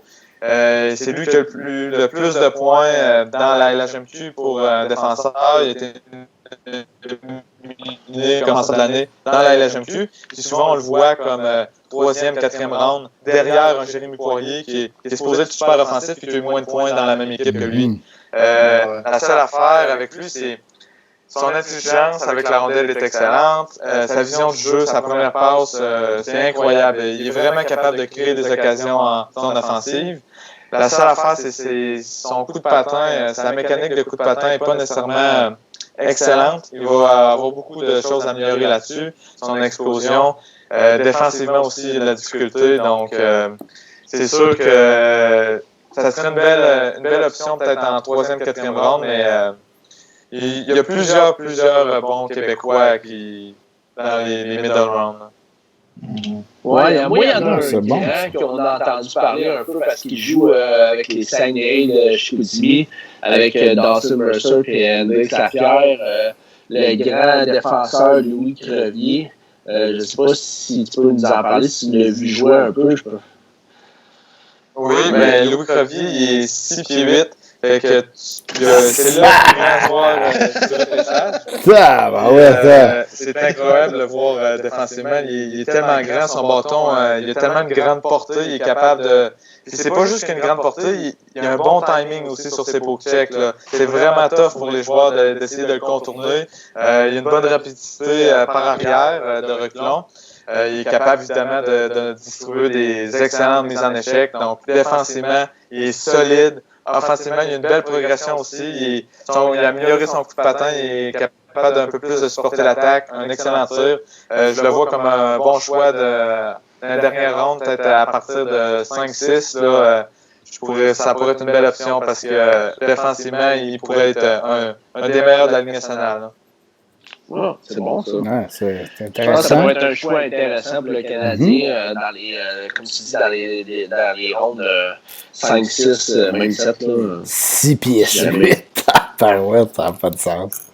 Dans l'âge. Il doit avoir du reach, lui. Bon, ben écoute, ça fait pas mal le tour de nos choix. Écoute, on va te remercier d'avoir été avec nous. C'était super intéressant. Écoute, on a bien aimé ta participation à l'émission. Mais j'aimerais ça peut-être aussi, si jamais je te lance l'invitation, Andy, si tu veux revenir qu'après le repêchage pour peut-être évaluer les choix du Canadien, si jamais ça te tente, l'invitation est lancée. Ben, ça me ferait plaisir. All right. Ben écoute, un gros merci et on te souhaite une bonne soirée. Ben, merci beaucoup. Bonne soirée à vous aussi. Bonne soirée. Allez, là. Écoute, il connaît son shit. Écoute, c'est intéressant. J'aime ça. Moi, le repêchage, c'est une de mes journées favorites. Le week-end, là, sur 2 journées, là, donc week-end favori. Moi aussi, là, tu joues au DG, là, c'est comme un pool de hockey où tu regardes là, les gars, là, toi, moi j'aime mieux lui, l'autre il aime mieux lui. On est-tu capable de voler ce gars-là parce qu'il a droppé comme Caulfield l'année passée? Écoute, n'importe quel. Tous ceux qui sont dans des pools, là, puis qui sont intenses dans leur pool, comme un peu moi. Moi, honnêtement, les gars, je suis déjà allé au draft de la LHJMQ, puis on dit que c'est un peu comme un draft de la Ligue nationale, parce que je sais pas si vous le savez, mais la Ligue de l'Ontario, la Ligue de l'Ouest n'ont pas des affaires comme le Québec pour ce qui est du repêchage, mais c'est vraiment là, une journée là, qui est spéciale, c'est ça pour les DG, mais les dépisteurs, mais pour les joueurs aussi. C'est tout un happening. Peut-être pas cette année là, avec les circonstances qu'on connaît. Là. C'est plate. Je vous le souhaite. C'est vraiment une journée là, qui est très importante pour les joueurs. Un accomplissement. C'est un peu le fruit de tes efforts que tu récoltes cette journée-là. Puis il y a toujours des surprises, des déceptions. Mais je vous souhaite vraiment là, de vivre ça un jour. C'est plate, le COVID. On avait déjà, avec des plugs, on avait eu nos billets. Là, on était prêts à assister live puis vous faire un reportage en direct du Centre Bell, du draft puis tout ça. Mais écoute, avec le COVID, ça n'arrivera pas cette année. On risque de se reprendre, probablement que l'année prochaine ou peut-être dans 2 ans là, avec Seattle. Ils vont nous remettre ça à Montréal bientôt. Là, fait que... Et là, on a pris une émission complète pour parler de ça. Le choix possible au 16e échelon pour le Canadien de Montréal. Puis là, la semaine prochaine, Marc Bergevin va changer 16e choix. Ça serait malade, hein? Non, parce que, tu sais, on en a parlé aussi, tu sais, puis le 16e choix cette année, ça pourrait être une belle munition aussi pour Marc Bergevin, tu sais, donc ça se peut que tout ce qu'on a dit à soir, ça sert à absolument rien, puis que Marc Bergevin va l'échanger. Parce que, écoute, je pense que Marc Bergevin, il est rendu à un point où c'est qu'il voit son équipe. Il voit qu'il a été quand même assez impressionné, comme nous tous, quand on a vu le Canadien jouer en play-off. Donc, moi, je l'avais dit, c'est le temps ou jamais de peut-être échanger le premier choix avec, mettons, je sais pas moi, un Max Domi qui est plus vraiment dans les plans du Canadien. Donc, moi, ça fait quasiment 2 ans que je le dis qu'avec tout le bassin de joueurs qu'on a qui vont venir dans les prochaines années, tu peux te permettre d'en donner 1 ou 2 pour aller chercher le gars qu'il te faut là. T'sais, à un moment donné, ils ne pourront pas tous jouer dans 4 ans.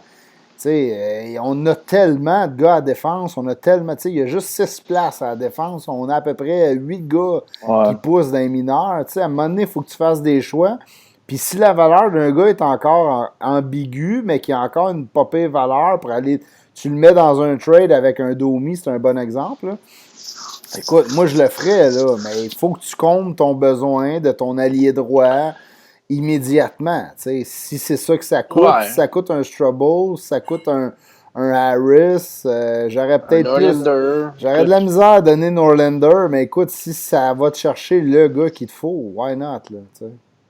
Ouais, why not? Puis écoute, aussi, je pense que Bergevin est assez intelligent pour comprendre que, tu sais, il échangera pas ces jeunes espoirs qui a...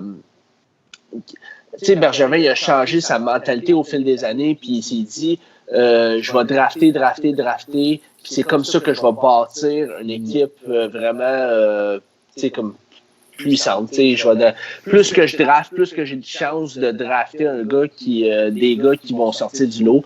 Donc, je pense pas que les joueurs qui ont sorti du lot, il va les échanger, mais si jamais c'est pour lui apporter un jeune talent déjà établi, je pense que Marc Bergevin pourrait le faire, mais contre un gars mettons, moi je te dis, mettons un Brendan Saad. Je pense pas que. Saad ne règle pas ton problème tant que ça. Il va aider. Non, mais c'est pour ça que je te dis ça. Non, c'est pour ça que je te dis comprends. ça. Je suis d'accord avec toi. Je pense pas qu'il va échanger ces jeunes joueurs, ces jeunes prospects pour des joueurs comme Brendan Saad. Mais mettons peut-être contre un gars comme Nicolas Ehlers ou mettons un gars comme Patrick Laine qui sont encore très jeunes, je pense que ça pourrait être une belle option. Mais, effectivement. Si tu veux recevoir justement des bons jeunes talents comme Seb c'est clair. Exactement. Écoute, Jimmy Gauthier qui nous dit 33 joueurs repêchés dans le dernier 3 ans. Le CH a 24 choix pour les prochains 2 ans. Écoute, à un moment donné, il va falloir bouger des choix. Là, mais écoute, c'est un peu comme on parlait tantôt. Si on est capable de donner 2 ou 3 choix de 2 pour aller chercher un Lapierre, Hendrix Lapierre en fin de première ronde, ça vaudrait peut-être la peine de prendre une chance ou un autre gars qui ont ciblé. Là, on s'entend, là, on l'a dit en début de podcast, on n'est vraiment pas des recruteurs, on est juste des fans qui écoutent des vidéos d'highlights. Une chance, on avait Andy qui nous a aidé un peu, que lui, c'est une machine là, qui écoute plein de matchs. Là. LP est un peu dans le même créneau que notre Andy Lehoux, là, mais... Moi, la seule affaire, je fais un peu de coaching aussi, Midget 3, mais les joueurs qu'on parle, c'est des gars que j'ai vus, moi, il y a 2-3 ans, qui ont eu le temps d'évoluer, le temps qu'ils ont été dans le junior. Il y a des joueurs qui ont beaucoup changé, que je trouvais peut-être hot il y a 2-3 ans, qu'ils sont moins maintenant. Mais Seb, t'as un bon background aussi, là. T'as travaillé directement avec ces kids-là, tu sais, t'as un luxe que moi et LP, on n'aura pas, là, tu sais, c'est quand même hot, là, que t'aies vu Jérémy Poirier, là. Ouais. On te niaise souvent avec Poirier, mais on sait que ce gars-là a full talent, là. Puis tu sais, toi, t'as quand même travaillé avec un peu. Plus. Je sais c'est quoi le travail d'un recruteur, puis on l'a dit en début d'émission, que j'ai pas la prétention de dire que je connais autant les joueurs que Andy, parce que je n'ai pas le luxe de pouvoir voir autant de parties que lui en regarde. Ben ça, c'est sûr. Ceux qui nous écoutent, ils savent là, qu'on n'est pas des gars prétentieux qui se croient dans la vie, là, on est juste des fans. Exactement, ouais, c'est ça, exactement. Mais aussi, tu sais, c'est attends un petit peu. Jimmy Gauthier qui a dit 33 joueurs repêchés dans le dernier 3 ans et la CH a 24 choix aux prochains 2 ans. Va falloir en bouger des choix. C'est vrai que le Canadien ne peut pas accorder plus qu'un certain nombre de contrats. Ça, c'est vrai. T'es limité. Okay? Mais plus tu repêches de joueurs, plus que tu as de chances de tomber sur une perle rare. C'est clair. Donc. Ah, ben ouais. Toi, t'es comme le gars qui va dans un bar qui se sort avec 50 Non, à toi, une fois, je cours avec la LED dans le coin à 3h moins 5. Mais bon. Je sais pas. Écoute, peut-être que c'est la fille qui va te rendre vraiment heureux. Ben oui, c'est peut-être la femme de ta vie. Hein, peut-être moins cute que la petite blonde que t'as spotée à 11h30. Ben, la fille, elle a tout le reste, tu sais. Exactement. Donc, les Canadiens, je pense qu'ils ont fait leur devoir au cours des dernières années. Donc, ils vont repêcher des petits gosses. Le meilleur outil de palette qu'elle va te servir, toi. Tu créeras pas c'est ça. Exactement.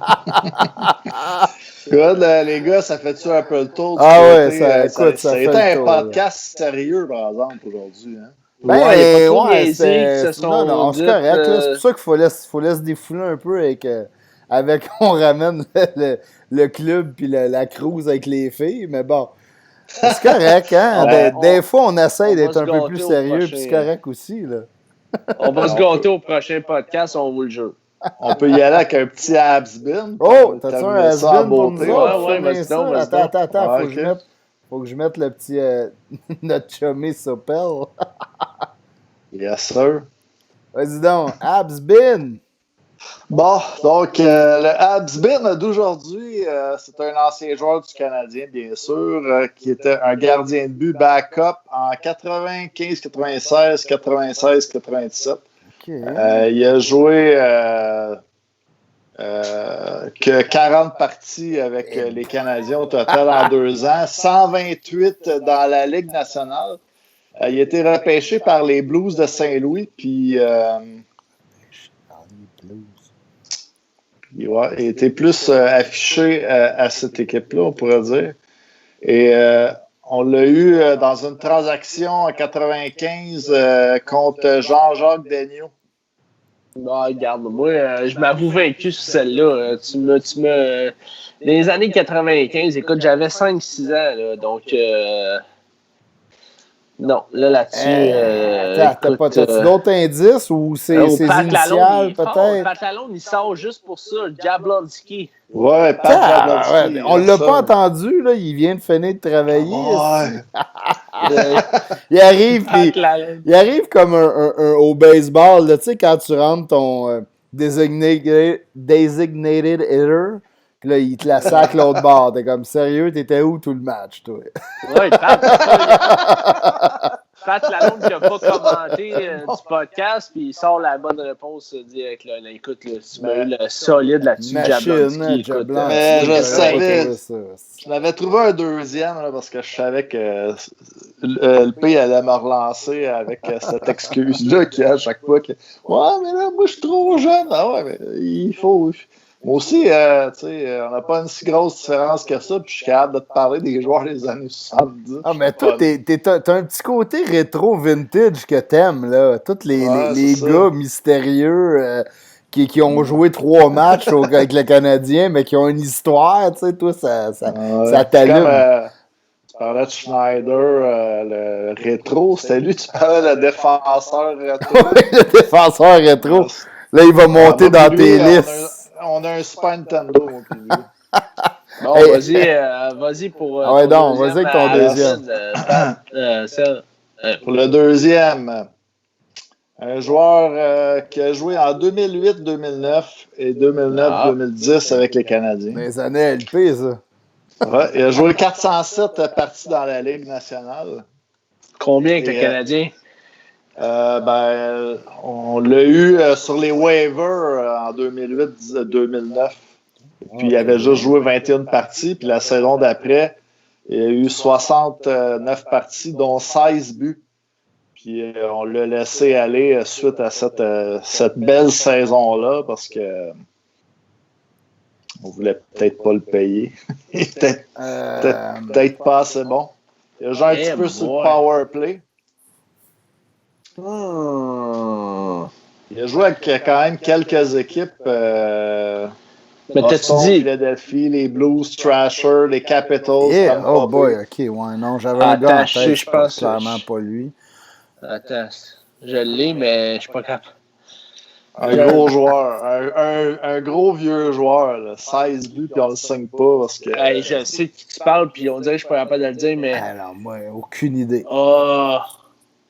Tu vas le dire, puis je vais être. C'est un joueur on draft qui vient de l'Ontario. Yann Boulis. Max Flan, il dit Yann Boulis. Après son séjour avec les Canadiens, il n'a jamais joué dans la Ligue nationale. Il est parti jouer en Suisse. Je sais c'est qui. Donne ses initiales, peut-être? Et tabarouette. Son prénom, ses initiales, ouais, GM. GM? Ouais, GM comme maman. GM. Je suis dégueulasse, moi, ce jeu-là. Je suis vraiment pas là. Pat Lalonde, il dit rien, là. Non, il cherche le Google. Ah, ben, ouais. Écoute. Ok, vas-y. Ben, Écoute, vas-y. Là, à un moment donné, on n'a pas prétiré ça 15 minutes. Bon, ben, le joueur qu'on cherchait, mesdames et messieurs, Glenn Metropolite. Ah, mon Dieu, oui. C'est où? On a entendu parler cette semaine. Y es-tu devenu assistant coach ou quelque chose? Ouais, j'ai vu de quoi passer sur la Metropolite. J'ai fait comment? Ouais, il a joué à Montréal, lui, il était pas payé. Il a fait ce qu'il avait à faire. Ouais, Glenn Metropolite, il jouait il n'y a pas trop longtemps dans la Coupe Spengler, Glenn Metropolite. C'est vrai, hein? Ouais. Un centre vraiment fiable. C'est vrai qu'on n'avait pas voulu le payer. Mais c'était pas lui, j'avais sur le bout de la langue. Mais écoute, c'est vrai que. Ouais, c'est vrai. Écoute, c'était un bon, ça. C'était un bon. C'était intéressant, les boys. Moi, j'adore ça, parler de draft. J'espère que le monde a apprécié. Parce que c'est sûr que des fois, on parle des joueurs que, tu sais, monsieur, madame, tout le monde, souvent, même moi, le premier, j'écoute plus des matchs de la NHL. Les jeunes prospects, on les connaît un peu moins. Mais écoute, on espère qu'on a éclairé un petit peu les auditeurs avec les gars qui vont peut-être finir à Montréal avec notre premier choix. Là, on le souhaite. Ouais. Ouais, fait qu'on va vous faire une petite émission après pour dresser le profil des joueurs que le Canadien a repêché. Mais la semaine prochaine, c'est-tu la semaine prochaine qu'on a parlé de faire notre top 10? Ouais, les gars qui vont partir top 10, les futurs joueurs de la Ligue nationale, les futures vedettes, les Lafrenière, les Byfield, Drysdale, Strozzo, on ne sait jamais comment dire. Strozzo. All right, ben écoute, si vous n'avez rien à rajouter, on va merci les boys, merci tout le monde. Très cool, merci d'avoir participé, boys. Yes, sir. All right, bonne fin de soirée. Ciao. Yes, sir. Salut.